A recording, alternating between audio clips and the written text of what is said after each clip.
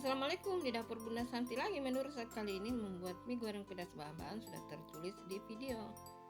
Ada pakcoy, ada mie besar, mie basah, ada daun bawang, cabai keriting, cabai besar, cabai rawit, bawang putih, bawang merah. Selanjutnya cara membuatnya sudah tertulis di video. Nonton sampai habis ya. Jangan lupa like, komen, dan subscribe. Juga jangan skip iklan. Semoga resepnya bermanfaat. Terima kasih.